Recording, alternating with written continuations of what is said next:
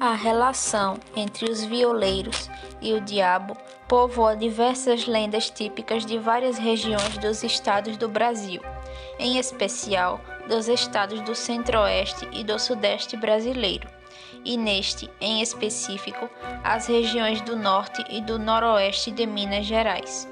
Nestes lugares, são muitos os causos de homens que recorreram ao pacto com o demônio para aprender a tocar viola e se tornarem mestres no instrumento. Conhecida também como viola sertaneja, nordestina, cabocla ou brasileira, a viola caipira é um ícone da música popular e interiorana brasileira. A viola caipira descende das violas portuguesas, as quais, por sua vez, originaram-se dos instrumentos árabes, a exemplo do alaúde. Ela advém da guitarra latina, que também possui raízes árabes e persas. No Brasil, os instrumentos portugueses foram utilizados pelos jesuítas na doutrinação religiosa dos indígenas, até os primeiros mestiços começarem a fabricar violas com madeiras rústicas nacionais, o que originou a viola caipira. A matéria-prima mais comum na fabricação das violas caipiras é o pinho. Todavia, outras substâncias, como o jacarandá, também são aproveitadas. Uma das afinações da viola caipira, a afinação rio abaixo, é conhecida por ser uma bela afinação, com as cordas tocadas soltas e em sol maior, um som encorpado e forte, muito presente entre os violeiros de Minas Gerais. Além dos violeiros mineiros, a afinação rio abaixo também é bastante utilizada pelo célebre cantor sul-matogrossense Almir Sater em suas composições e se relaciona de forma íntima com as lendas diabólicas. Apesar da popularidade no Brasil, a afinação é de origem portuguesa, oriunda da região de Amarante e usada na viola amarantina, ou de Dois Corações. A região de Amarante também é a região de São Gonçalo, o santo padroeiro dos tocadores de viola. De acordo com o populário, a afinação rio abaixo se originou da lenda segundo a qual o diabo costumava descer os rios enquanto tocava viola nessa afinação. Seduzidas, as moças que se deixavam envolver e emocionar pela música tocada pelo tinhoso seguiam-no e eram levadas a se afogar em rio abaixo. Assim, acredita-se que os violeiros que se utilizam dessa afinação estão enfeitiçados pelo diabo ou fizeram um pacto com ele, pois supostamente aprenderam a afinar seus instrumentos nessa escala ao ouvir o diabo tocar. Existe ainda outra versão da lenda da afinação rio abaixo, segundo a qual um canoeiro muito bom, que a todos encantava, costumava tocar sua viola subindo com sua canoa rio acima. Porém, o diabo, com o objetivo de atrair mais pessoas para o pecado, aprendeu a tocar viola, mas sempre que pegava a canoa, transportava-se nela rio abaixo. O pesquisador Luzimar Paulo Pereira traz em seu artigo As Vicissitudes da Fama, os dons divinos e os pactos demoníacos entre os tocadores de viola de 10 cordas no norte e noroeste mineiro, o seguinte relato de Manuel de Oliveira, morador da cidade de Urucuia, Minas Gerais, acerca de um episódio fabuloso sobre o diabo e a afinação rio abaixo. Abre aspas. Fala que o capeta pegou uma canoa e desceu tocando uma viola. Tinha uma mulher na ponte, lavando a roupa, e aí ouviu aquele som. E vai descendo, ouvindo aquela música, vai, quando ela avistou aquela canoa com o violeiro. E vem, e ela achando aquela música bonita. Quando chegou assim, perto dela, tinha um remanso e a canoa era um caco de cuia, e ele dentro tocando a viola. E aí, esse moço foi Deus que mandou, disse ela. Não, senhora, foi eu mesmo que vim, respondeu o diabo. Esse moço veio lá do céu, ela repetiu. Não, senhora, eu vim lá de casa, ele respondeu outra vez. Aí, o menino, filho da mulher, falou. Oi, o pé dele, quieta, menino, ela ralhou. Aí ele, o menino, não contente, disse. Olha, mãe, ele tem um chifre. Aquieta, menino, cada qual como Deus o fez. E aí ele, o demônio, falou: é mesmo, dama, cada qual como fez o fez. Fecha aspas.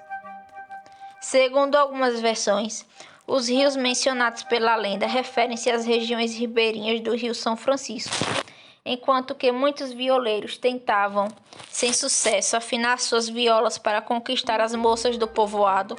Um violeiro misterioso descia o rio sobre sua canoa, a tocar sua viola com uma afinação desconhecida e mágica, a qual encantava todas as mulheres bonitas da localidade. Dessa forma, o diabo utilizava um instrumento que Deus deu ao homem para levar com ele suas belas mulheres. Todavia, as lendas ainda dizem que o padroeiro dos violeiros, São Gonçalo, a fim de desfazer os feitiços do diabo e resgatar as donzelas encantadas, subia o rio de forma contrária ao fluxo das águas, por meio de uma canoa, e tocava a sua viola em uma afinação diferente da do capeta, em direção às comunidades atingidas pelo violeiro do mal. Devido ao trajeto ascendente feito pelo santo, a afinação de São Gonçalo recebeu o nome de afinação rio acima. Além do pacto demoníaco, o aspirante a violeiro também poderia se tornar habilidoso com o instrumento por meio de outros rituais mágicos, como por exemplo, rezar no túmulo de algum antigo e célebre violeiro na sexta-feira da paixão, ou efetuar a simpatia com uma cobra coral venenosa, conhecida como simpatia da cobra coral. Outro costume atribuído aos violeiros é a manutenção de pequenos diabinhos ou cramulhões presos em garrafas, responsáveis por tornar o tocador um bom violeiro. Quanto mais diabinhos presos, maior é o poder do violeiro com o instrumento. A necessidade de recorrer a tais magias para se tornar um bom violeiro fundamenta-se na crença de que a arte de tocar viola é um dom de Deus. Portanto, quem não o recebeu ao nascer não poderia se destacar nessa arte. Também conta-se que o violeiro que recorre a essas simpatias acredita que o dom de tocar bem a viola é uma habilidade que não deve ser ensinada a qualquer pessoa. Assim, os violeiros costumam escolher um pupilo para os quais transmitem os conhecimentos com o instrumento, o que gera retenção de poder e, como consequência, rivalidade entre os violeiros, visto que cada um se intitula como o maior do mundo. Tal retenção de poder também atraiu leigos, que, desejosos de aprender a tocar viola e sem um mestre para ensiná-los, recorreram às magias. Uma curiosidade interessante a respeito da relação entre as cobras e a viola é a tradição de, em certas regiões, as violas carregarem pequenos chocalhos feitos de guizo de cascavel. Segundo a lenda, esses adornos protegem a viola e o violeiro, afastam o mal-olhado e melhoram o som do instrumento. Ademais, o poder do guizo é capaz de quebrar as cordas e o instrumento de um violeiro adversário. Isto porque, nas regiões norte e centro-oeste, são culturais os duelos entre violeiros. Na região nordeste, existem os duelos de tocadores, os quais se iniciam quando um violeiro se afirma como o melhor da região e outro violeiro o contraria, no que ambos começam uma disputa. Já na região centro-oeste, ocorrem os desafios de cururueiros, nos cururus. O cururu é uma dança folclórica típica do centro-oeste, originária do estado de São Paulo, a qual reúne dança e música com dois violeiros a disputarem versos e repentes. Segundo o pesquisador Antônio Cândido, na região da Serra do Caparaó, localizada na divisa do sudoeste do Espírito Santo com Minas Gerais, o diabo é visto como o maior violeiro de todos, e por isso existem tantas histórias brasileiras de violeiros que teriam recorrido aos pactos demoníacos para tocarem bem. Apesar disso, acredita-se que, quando o violeiro pactuário morre, sua alma vai para o céu e não para o inferno, pois todos no céu querem a presença de um violeiro entre eles. Ademais, o também pesquisador e instrumentista mineiro Chico Lobo conta mais detalhes sobre as lendas dos violeiros. De acordo com ele, no pacto tradicional, o interessado espera o dito cujo numa noite de sexta-feira de lua cheia, caminha até a encruzilhada deserta, chama 7 vezes pelo tinhoso. Se ele não aparecer, reza o Pai Nosso de trás para a frente, conta Chico. Quando várias coisas pra lá de esquisitas ocorrem, porca dando de mamar a cabritinhos, vaca magricela seguida por 7 leitões, ele surge. O desconjurado tira 10 fios da barba, estica-os numa viola preta e apresenteia ao violeiro. Depois de afinada, está tudo pronto. O sujeito terá fama e sucesso. Só que depois de 99 anos, o desconjurado vem buscar sua parte no pacto. A alma do violeiro, explica Chico. Em adição, Chico declara que o motivo de o diabo querer ser violeiro é por inveja do menino Jesus, pois a viola foi o primeiro instrumento tocado por ele, o que é narrado por muitos mestres de folias de reis, além de sempre ter sido considerada um instrumento sagrado. Nesse sentido, o diabo tenta corromper a viola e os violeiros. Porém, há 2 formas de identificar o violeiro que possui pacto com o demônio. A primeira é perceber se um instrumentista, que outrora não tocava nada, aparece de repente tocando de forma impecável. A segunda consiste no detalhe de que o músico pendura uma fita preta no instrumento. Portanto, ao contrário dos violeiros pactuários, os violeiros tradicionais e fiéis a Deus enfeitam suas violas com cores representativas das folias, como branco, azul, rosa, amarelo, vermelho e verde. Nas comunidades interioranas brasileiras, o violeiro é uma figura de destaque social, pois é ele quem conduz as festas de colheita de mutirão, além de ser o responsável por cumprir as rezas de folia, das danças da catira e de São Gonçalo.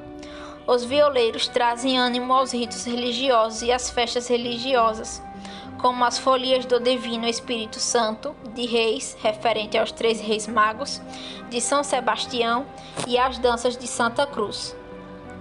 Todas essas festas misturam culinária, música e dança.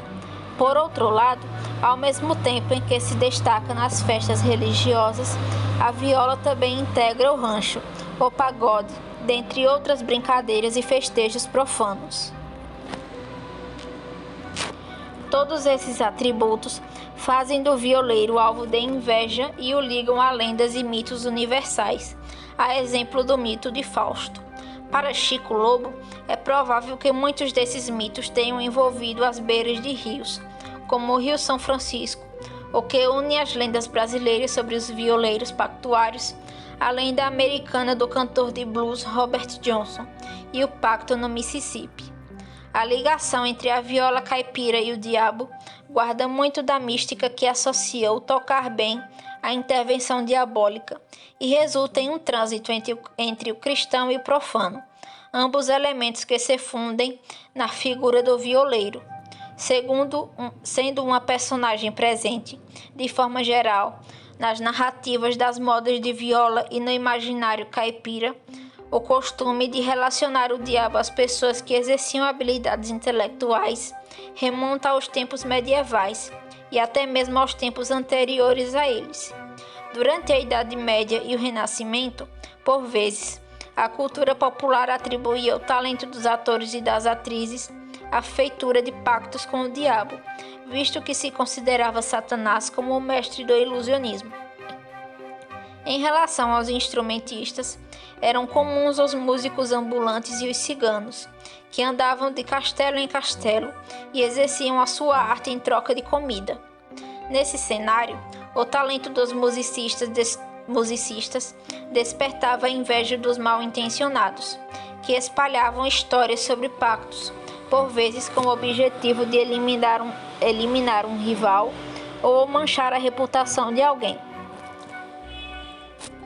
Assim como os artistas medievais e renascentistas, a relação do violeiro com o diabo é tida como muito íntima e pessoal. Na Portugal quinhentista, encontram-se relatos de populares que associavam os tocadores de viola às forças demoníacas. E na Itália dos séculos XVIII e XIX, tem-se o exemplo de Paganini, um violinista que também teve seu talento com o violino associado ao diabo. No norte e no noroeste de Minas Gerais, Os narradores e ouvintes das histórias de violeiros pactuados, apesar de considerarem a possibilidade da existência do diabo e de seus instrumentistas, também consideram que tais histórias podem ser apenas mentiras criadas com a intenção de macular a fama de um tocador, assim como acontecia nos tempos medievais e renascentistas. Nas narrativas populares caipiras, o diabo não aparece somente como um mediador entre os violeiros que almejam a excelência com a viola, mas também como um dançarino talentoso. Em vários folhetos de cordel e em várias modas de viola, repete-se a narrativa de uma moça rebelde e pecadora que dança com o demônio. São exemplos disso o cordel, A Moça que Dançou com Satanás no Inferno, de José Costa Leite, e a canção A Moça que Dançou com o Diabo, composta por Ted Vieira e Jaime Ramos, e cantada pela dupla Vieira e Vieirinha. Também, uma narrativa do catolicismo popular conta uma história parecida, na qual o diabo aparece em uma festa de uma moça de família, impressiona os convidados com suas habilidades de dançarino e de tocador de viola e desaparece em seguida. Esses aspectos descontraídos do demônio reforçam as semelhanças entre o diabo popular caipira e o diabo medieval, visto que ambos são figuras alegres, burlescas, cômicas e representantes dos desejos infernais inferiores e materiais, distantes do mero terror ou do estranho. Tal visão diferencia-se do imaginário romântico, no qual o diabo flertava com o trágico, o maligno e o melancólico. Quanto ao ritual diabólico para aprender a tocar viola, diferentes narrativas populares trazem instruções que os violeiros devem seguir. Seguem algumas delas. Em uma sexta-feira da Paixão, à noite, acompanhado de uma violinha, a qual deve estar desafinada e não pode já ter sido usada pelo pactuário, o aspirante a violeiro deve se dirigir sozinho a um lugar afastado, além da roça, próximo a uma igreja no meio do mato. Ele deve largar a viola em uma moita de lado e se aproximar da igreja. É comum das igrejas interioranas possuírem buracos nas paredes, destinados à circulação de ar em seu interior. Pois bem, em um desses buracos, do lado de fora da capela, o pactuário deve enfiar o braço e chamar pelo nome do capeta. Ao fazer isso, o pactuário sentirá uma mão peluda e com unhas afiadas agarrar o braço dele e puxá-lo para o lado de dentro da igreja. Porém, ele deve resistir às investidas do demônio, sem gritar. Quando o pactuário sentir que a mão dele está dentro da mão do diabo, ele sentirá a sua mão ser esmigalhada pelo dito cujo em 1000 pedacinhos. Após esse ataque, o pactuário deve puxar a mão dele de volta para fora do buraco e perceberá que todos os ossos da mão e dedos estão quebrados. Contudo, não deve se abater. O pactuário deve dirigir-se à viola na moita, que parecerá ter vida própria, porquanto estará respirando, com o bojo a encher e esvaziar. Neste momento, ele se deparará com um cachorro, o próprio capeta, que tentará mordê-lo, no que ele deve se afastar. Se ele conseguir chegar até a viola sem ser atacado pelo cachorro e sem tentar atacá-lo, então obterá sucesso e só precisará pontear a viola, pois ela já estará afinada e ele já terá se tornado um exímio violeiro. A segunda simpatia trata-se da simpatia da cobra coral. De acordo com ela, também em uma noite de sexta-feira santa, o violeiro tem que ir a um sítio ou a uma fazenda e caminhar com uma lamparina à procura de um filhote de cobra coral. Em uma dessas noites, ele encontrará uma cobra coral, que será a encarnação do diabo. Ao observá-lo, ele deve se aproximar do animal devagar e capturá-lo em um único bote, com o polegar e o indicador da mão direita. Com os mesmos dedos, o pactuário deve fazer a cobra se enroscar nos 4 dedos da mão esquerda, sem tocar no polegar esquerdo, após o que ele deverá devolver o animal ao mesmo lugar no qual o achou. Nesse momento, o pretendente deve ter cuidado, pois a cobra tentará picá-lo a fim de reaver aquilo que ele lhe tirou. Se ele conseguir não ser picado, será um bom violeiro. O motivo de impedir a cobra de tocar no polegar esquerdo é que o polegar da mão esquerda posiciona-se atrás da viola, de modo que só se utilizam os 4 outros dedos para tocar as cordas. Portanto, se a cobra tocasse no polegar esquerdo, este seria levado a tocar também. A terceira forma de pacto com o diabo consiste em o interessado dirigir-se sozinho e sem o conhecimento de ninguém a uma encruzilhada à meia-noite de uma sexta-feira santa. Ele deve levar uma garrafa de cachaça e uma viola nova, recém-encordoada, ao encontro. Neste sentido, o tinhoso aparecerá para ensiná-lo todos os segredos da viola. O próprio diabo afinará o instrumento e transmitirá a ele todo o seu poder demoníaco. A quarta e última receita é a mais simples e menos dolorosa. O pactuário apenas repassará a sua parte no acordo diabólico para outro tocador. Para isso, ele deverá dar ou vender as cordas de sua viola ao novo interessado. Cada corda representa um compromisso com o diabo. Ao fim da transação, se as 10 cordas forem passadas, o poder demoníaco transmitir-se-á ao novo contratante, e o antigo pactário livrar-se-á de suas obrigações com o tinhoso. A recorrência da Sexta-feira da Paixão como a data ideal para a feitura dos pactos entrega o caráter místico e ambíguo desse dia. Ao mesmo tempo em que é o dia em que Jesus sofreu no Calvário, é também a data em que todos os encantados aparecem. Além disso, é caracterizada por restrições alimentares e sexuais, como a proibição de comer carne de gado e de ingerir bebidas alcoólicas. Esta data, responsável pela aproximação do mundo físico e do mundo sobrenatural, favorece a realização de pactos com o diabo. Por sua vez, a presença da Igreja na feitura de tais acordos reprováveis simboliza a inversão. De morada de Deus, o lugar torna-se, por um breve momento, habitado pelo capeta, e os sinais divinos são apropriados pelas forças malignas. Nessas diferentes receitas de pacto, a alma do tocador não é o único objeto possível de troca, visto que, como é possível observar na terceira receita, o diabo também aceita comidas, bebidas e fumos como presentes.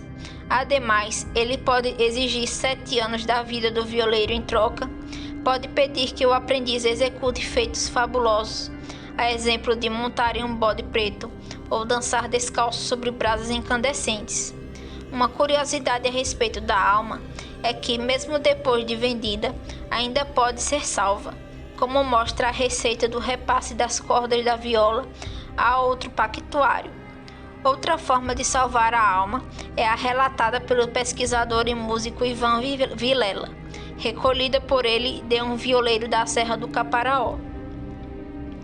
Quando o interpelei, comentando que talvez não valesse tão a pena vender a alma ao diabo para poder tocar melhor a viola, ele prontamente me interrompeu, dizendo que não havia mal algum em um violeiro fazer o pacto com o diabo, pois Deus que está nos céus adora o som da viola e Deus, que é onisciente, está atento a tudo o que acontece aqui na terra. Assim, quando um violeiro pactário morre e o tinhoso vem buscá-lo para levá-lo às profundezas, basta que a alma do violeiro diga: "Sou violeiro", para então Deus resgatá-lo, dizendo que se é violeiro vem para o céu. E como Deus pode mais que o tisnado, ele resgata a alma deste violeiro, salvando-o do infortúnio de ter de viver no inferno. Assim, o violeiro pactário assume diversas facetas, pode ser um escravo do demônio ou usurpar o poder dele. Também pode ser por ele ridicularizado ou ridicularizá-lo. Da mesma forma, o violeiro é admirado por seus pares, devido à sua astúcia e coragem em assumir um acordo com o demônio e ao seu talento com a viola. Todavia, por outro lado, também é temido, visto que sua relação com o tinhoso transmite a imagem de homem de moral duvidosa, com interesses escusos, capaz de prejudicar outros tocadores. Por conhecer simpatias, feitiços e ser uma figura travessa, o violeiro pactuado tem o poder de prejudicar a voz de um cantador, quebrar as cordas de uma viola, dentre outras malandragens, por meio de seus muitos poderes concedidos pelo Ser das Trevas.